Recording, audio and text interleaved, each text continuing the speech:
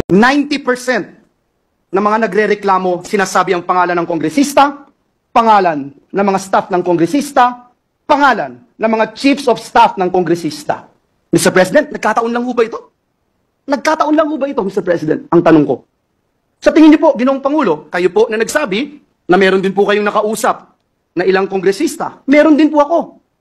Alam niyo, Ginoong Pangulo, napakasakit po para sa akin magsalita ng ganito dahil galing po tayo sa House of Representatives.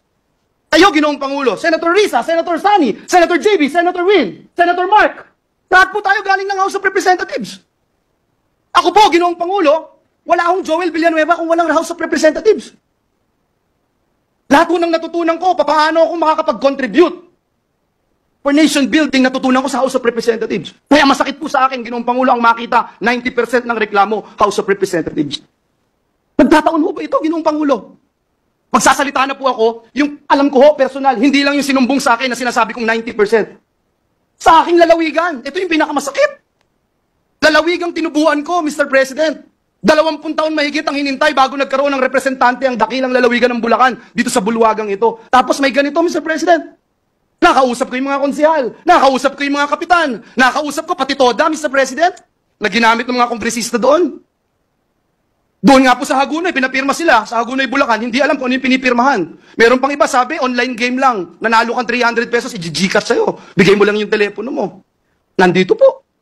At hindi kagaya, noong mga nagpalabas ng TV ad at nagpupush ng peking inisyatibo na ito, hindi nila mapinpoint kung sino sila. Handa po ako ibigay ito. Handa akong sabihin kung sino itong mga ito. Ipakita itong mga ebidensya na ito, Mr. President.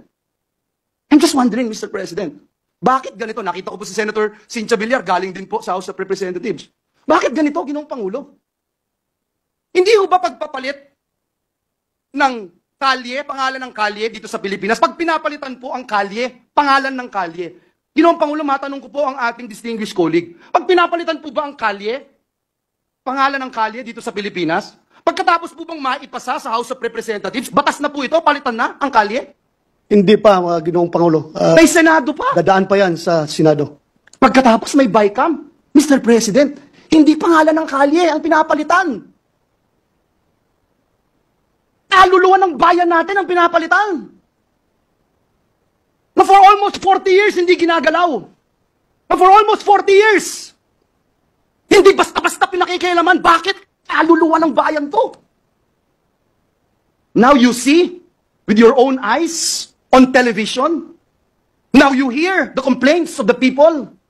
And I will use and borrow the words of Senator Bato de la Rosa, yung mga nagdarahop, yung mga naghihikahos, mga nangangailangan ng tulong, nangangailangan ng ayuda ng gobyerno, umaasa sa tulong ng gobyerno, pagsasamantalahan natin, para lamang ma-extend ang termino natin, para lamang ma-abolish ang Senado. Mr. President, kung gusto ng taong bayang i-abolish ang Senado, I don't mind. If it is the will of the people, I don't mind. Ano mang klaseng gusto ng ating mga kababayan, dalhin man ang ating bayan sa kangkungan, dalhin man ang ating bayan sa impyerno, kung yan ang gusto ng taong bayan, susunod tayo. Respetuhin natin. Pero Mr. President, Ginoong Pangulo, kung ayuda ng gobyerno, ipagkakait mo. Kung hindi ka pipirma, Hindi ka makatanggap. hindi ka makakatanggap. At ano ito? Katang-isip ni Senator Bato de la Rosa? Katang-isip ni Joel Villanueva? Bakit hindi natin tanungin ang bayan? Bakit hindi natin tanungin si Juan de la Cruz? Ito ba ay People's Initiative?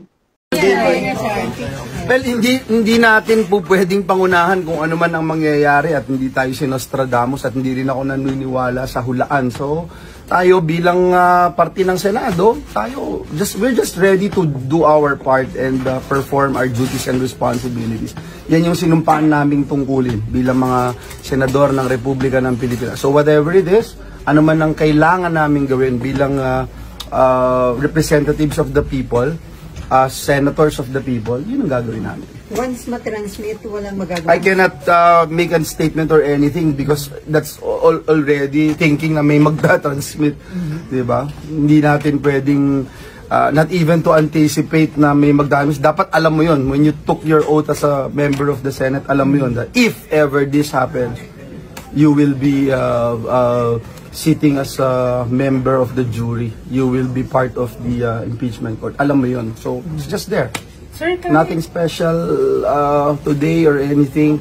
As a senator, when you wake up in the morning, when you do your job every single day, alam mo yun, na parte ng trabaho mo yun. If it comes, it will come. sir, kahit naka-adjourn, pwede kayo mag-hear. Mahirap again na isipin na mayroong mangyayaring ganyan, no? Mahirap. But again, as I mentioned earlier, we're ready, we're prepared kung ano man yung hinihingi sa amin ng aming tungkulin bilang mga miyembro ng Senado. Pero sir, sa process po, what happened? Process. Okay, process. Parang kaya nyo ako tinatanong dahil PhD na ako sa impeachment when I was in the House. Process, iba-iba yung sa House, iba yung rules ng House, iba yung sa Senate, di ba? And when you look at the rules in the Senate, napakagandang topic yan kasi masalimuot yan, mahaba yan, iba yan. You're sitting as an impeachment court if ever it is going to happen, di ba? So, mahaba yan. Tinitignan ko kanina yung rules. Parang form lang yung nandun, walang laman whatsoever. Remember nung time ni Senator Pimentel, di ba sinabi niya, nag-hearing tayo dito as an impeachment court. Hindi pa pala kompleto tong rules natin, ang daming kulang. Pero hindi ba magiging guide yung naging experience in the Corona trial? It's some sort of a guide, precedence, etc. But again, mahirap mag-isip ng ganyan kung hindi naman natin parang pinangungunahan natin yung events na possible na mangyari. Ang sinasabi ko lang is that itong mga nakaraan and in history, even the rules ng impeachment, kailangan balang kasi ng mabuti. So sir, kailangan ika-craft pa yung rules specific for these You see the rules? Masyadong general. So, pero ibig sabihin kailangan ng bagong rules kasi ang sa nakaraan yung presidente tsaka Chief Justice. So this time, Vice President. So kailangan ng bagong rules? Again, pangungunahan natin ang Senado pagka nagsalita ako. Siguro kung gusto nyo i-off the record nyo kasi para ayokong pangunahan ng mga kasama natin. Ang point ko lang is na kasya 1,000 kalabaw dun sa rules of impeachment right now. That's my comment. Pero sa hindi kayo kinakausap niya? Walang kahit na anong special na araw ngayon kung hindi last day of session na kailangan tapusin ang dapat tapusin. Pero for this day, sir, may pag-uusap with SP ng mga possible preparation, sir? Wala. Zero. Pero sir, yung rules, pwede siyang gawin even during the break. It has to be decided upon plenary action yan. You can paikot or discuss about it among yourselves and then promulgate it in the plenary. Sir, some scholars were saying... Guys, even the referral takes a plenary action, okay? I'm sure you guys are aware of that. Sir, ibig sabihin, you will not be able to act on it kung naka-join kayo. Kailangan... Walang plenary. So, Walang plenary, so yeah. So walang plenary, so hindi nyo ma-actionan yun kung isa The rules? na naka-join na kayo. The rules or whatever it is again, there has to be a plenary action, okay? So kung hindi ma-actionan sa plenary, hindi pwedeng action, hindi makakapag-impeachment trial. Possible yun.